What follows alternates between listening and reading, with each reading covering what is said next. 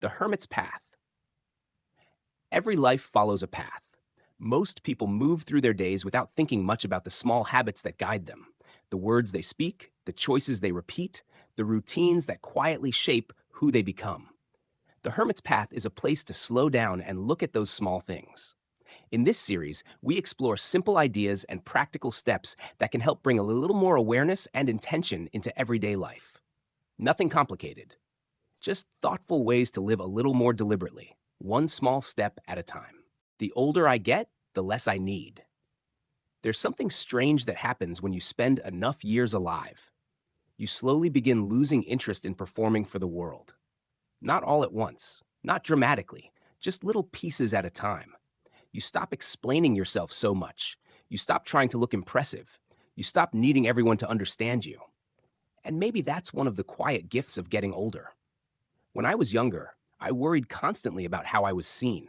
I worried if people thought I was strange, too quiet, too withdrawn, too different, too intense, too solitary. I worried if my life looked normal. Now, I sit out here in the woods with my dogs, drinking coffee in silence, and I realize something. Most of the things I used to worry about were never important to begin with. People are going to think what they think. Some people will look at a quiet life and think it's loneliness. Others will look at solitude and think something must be wrong with you. Some people cannot imagine peace without noise.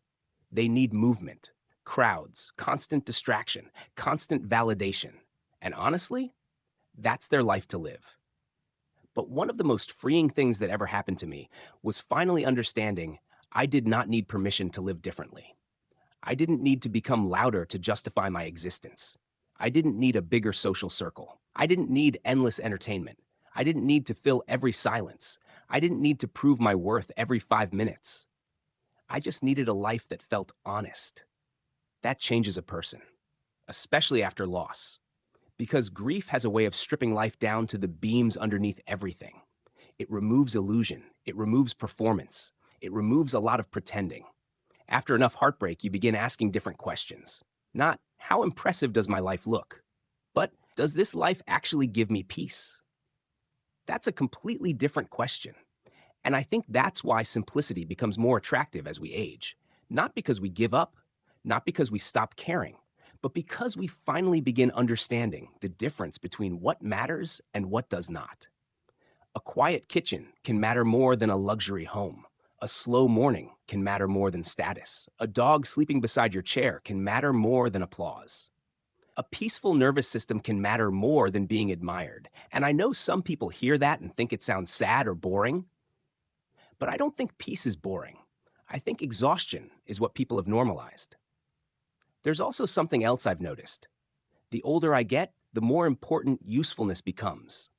Not usefulness in the way the world measures it, not productivity culture, not hustling yourself into the grave. I mean real usefulness. Growing food, repairing something broken, helping someone breathe easier, creating something honest, sharing wisdom gained through pain, making another human being feel less alone. That kind of usefulness. Because I think deep down most human beings want to feel they mattered to somebody. Not famous, not viral, not worshipped, just meaningful. And maybe that's part of why solitude can become so powerful. When you step away from constant noise, you finally hear your real values. Not the values sold to you, not the values rewarded online, not the values designed to keep you consuming forever, your actual values. And sometimes you discover you never wanted the life everyone else was chasing. You just wanted enough. Enough food, enough peace, enough quiet, enough stability, enough room to breathe, enough connection to feel human. That's very different from endless wanting. And honestly, endless wanting seems to be making people miserable. I think maturity is realizing there is no finish line where suddenly you become complete. You keep learning until the end. You keep softening or hardening. You keep growing or calcifying. And I think one of the most dangerous things a person can become is rigid. Certain they already know everything.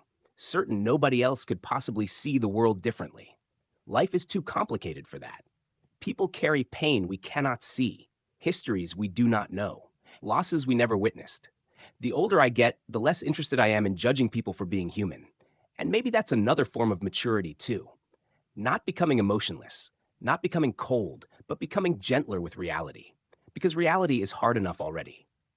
I also think about death differently now than I used to. Not in some dramatic way, not constantly, just honestly. At some point, every one of us leaves.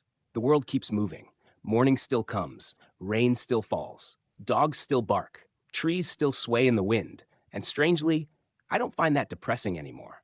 I find it comforting. Because maybe life was never about lasting forever. Maybe it was about leaving behind something good while we were here. A kindness, a memory, a safe place, a story, a repaired piece of the world, a moment of peace for another person, something that keeps moving after us. And maybe that's enough. Honestly, I think that's more than enough. These days, I don't really care if the world thinks I'm eccentric anymore. I live quietly. I think deeply. I spend time alone. I love my dogs. I value peace over performance. I choose simplicity whenever I can. And after everything life has taken from me, that feels less like giving up and more like finally coming home to myself. Walking the hermit's path doesn't require dramatic change. Most of the time, it begins with something small: a new habit, a different way of thinking, or a simple choice made with a little more awareness. If something in this episode resonated with you, consider giving the video a like and sharing it with someone who might also appreciate the idea.